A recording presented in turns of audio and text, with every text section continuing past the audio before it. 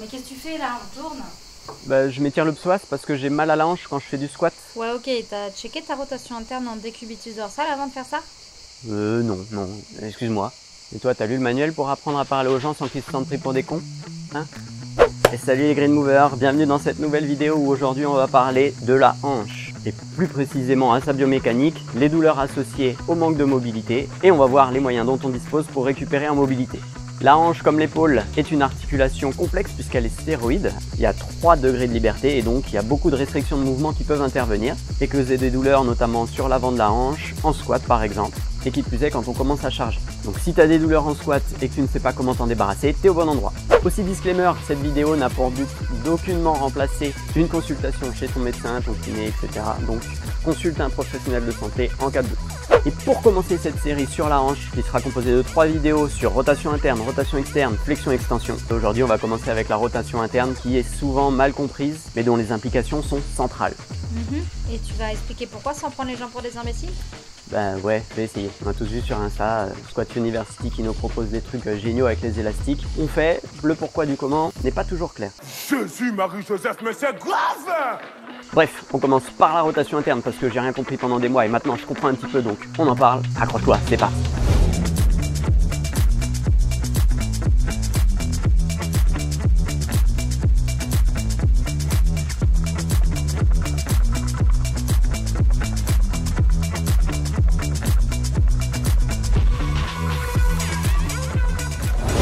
Bon alors on commence avec Carlos, c'est ça? Flexion, extension, abduction, machin bidule. Merci Mélissa. Belle mentalité. Alors, flexion. Extension. Adduction. Rotation externe, pied vers l'intérieur. Rotation interne, pointe de pied vers l'intérieur. La fameuse aile de pigeon en plus. Et c'est cette rotation interne aujourd'hui qui nous intéresse parce qu'elle pose souvent problème et surtout le déséquilibre qu'il peut y avoir entre rotateur externe et rotateur interne. Un petit peu comme pour l'épaule. Les rotateurs externes ont tendance à être faibles alors que les rotateurs internes ont tendance à être trop tendus. Et dans notre cas, dans mon cas, lorsque je fais du squat, le problème vient en partie de cette rotation interne qui est trop limitée et du coup qui vient créer un problème ici au niveau de la tête de l'humérus. Lorsqu'on arrive en squat ici, on va avoir un conflit articulaire qui peut générer de la douleur, de l'inflammation au niveau du labrum lorsqu'on répète et surtout quand on charge. Et ça, c'est ce qu'on appelle le syndrome d'impingement ou de conflit fémoro-acétibulaire.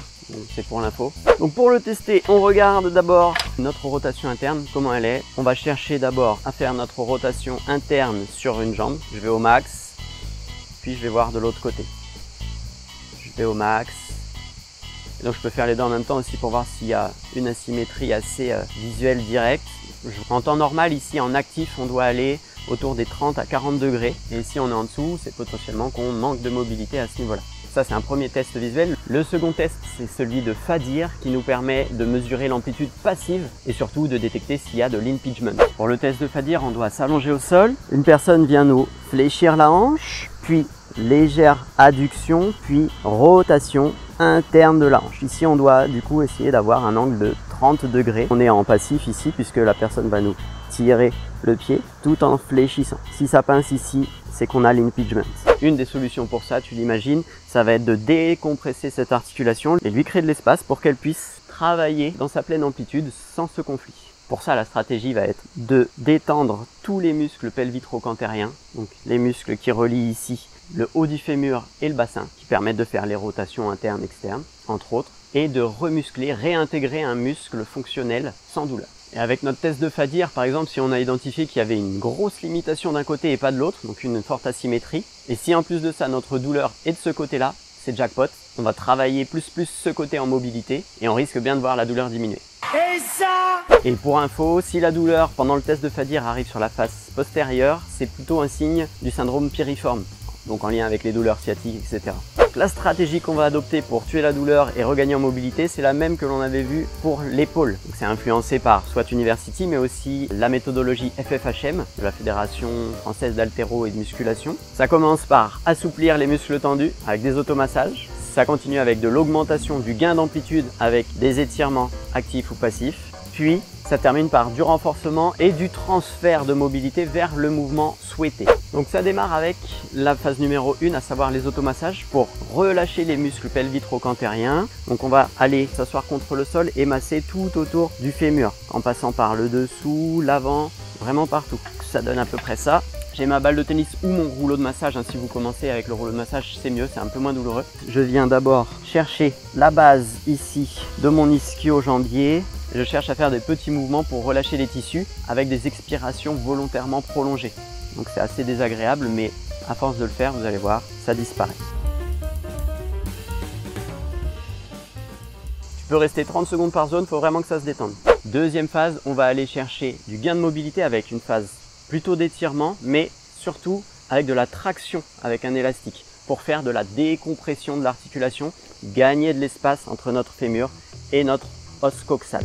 Pour cela, on accroche un élastique à un point fixe, notre jambe dans l'élastique, à la base, vraiment ici le plus haut possible sur le fémur, le haut du fémur, on rentre bien l'élastique, on se cale sur notre brique et on va aller chercher la rotation interne et de manière passive en poussant sur notre main. On va aller chercher au moins 5 secondes à pousser, à pousser, à pousser. Là, on reproduit la sensation qui devrait nous créer de l'impingement, donc de la douleur. Sauf que là, avec la traction, normalement, elle est limitée, voire elle n'y est plus, puisque le fémur est éloigné de l'os coxal.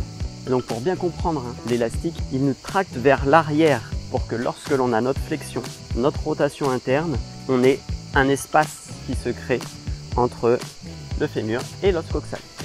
C'est mon petit chat. Oh, toi t'es un petit rot, hein. Ce qu'il faut pas faire.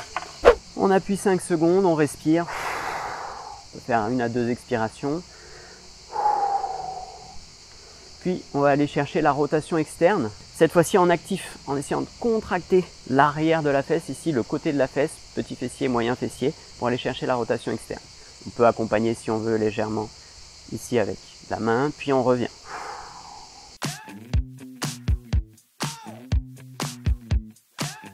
Voilà, donc on peut le faire 10 à 15 fois de chaque côté, jambe gauche, jambe droite, et on peut directement retester pour voir si on a gagné un petit peu en rotation externe. Donc ça, tu peux l'utiliser avant tes séances de squat pour essayer de gagner en amplitude, gagner en espace dans ton bassin. Et tu vas voir, tu devrais avoir moins de douleur. Ensuite, on a un exercice super intéressant pour renforcer et étirer. Alors, on va renforcer plus la rotation interne et étirer les rotateurs externes. Donc pour ça, on a besoin d'un point fixe où s'attacher. Donc cet exercice s'appelle le airplane, l'avion, pour ceux qui parlent anglais. Pour travailler sur notre jambe faible, qui a besoin d'être améliorée en termes de rotation interne, on va se mettre en appui sur cette jambe tendue, puis on va essayer d'aller chercher la rotation externe, puis la rotation interne. Là, ça va étirer dans les fessiers et les rotateurs externes. Rotation externe. Je force dans mes fessiers. Rotation interne. Je vais étirer le petit fessier. Rotation externe. Rotation interne. C'est l'exercice de la demi-lune en fait en yoga.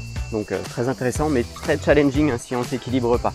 On entend aussi parfois parler d'un exercice très important pour la rotation interne, c'est le 90-90. Donc c'est un exercice avancé, donc on peut y aller bien sûr vers ce 90-90, mais s'il crée des douleurs et de l'impingement, on va y aller doucement avec un exercice où on vient s'asseoir contre un mur, on plaque bien le dos contre le mur et on va travailler que d'une jambe. Je vais travailler sur ma jambe pliée ici et je vais lui faire des rotations internes, maintenues.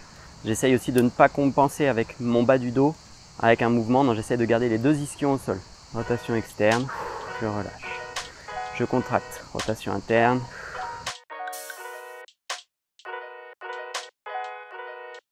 Et ensuite on peut aller vers le 90-90 après de l'entraînement. C'est surtout qu'on veut éviter de créer trop de douleur parce qu'on peut après inflammer le labrum. Donc le 90-90 il s'appelle comme ça parce qu'on a un angle de 90 degrés dans le genou ici, entre nos deux fémurs et sur le genou de la jambe avant. Et je veux essayer d'y aller en douceur pour sentir que ma rotation interne est contrainte. J'essaye de rester bien droit sur ma jambe avant. Je peux dans un premier temps garder ma main au sol, puis je peux aller chercher du mouvement dans cette posture.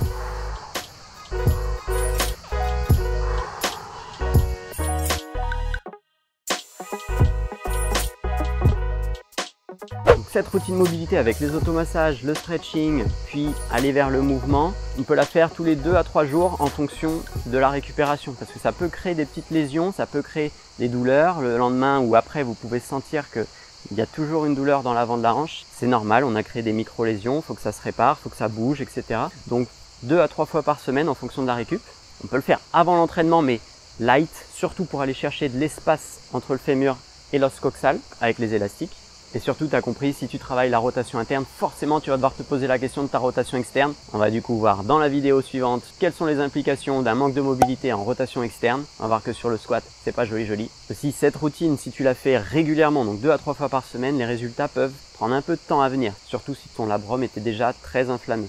Donc sois patient, ça peut durer quelques semaines, quelques mois, et surtout en cas de doute, consulte un médecin. Allez, c'en est tout pour cette vidéo sur la rotation interne. Je te souhaite de très bonnes séances de mobilité et de très bons trainings où tu t'amuses, etc. Je te dis à très vite pour la prochaine vidéo sur la rotation externe qui va sortir sous peu. Et d'ici là, porte-toi bien. Ciao, ciao!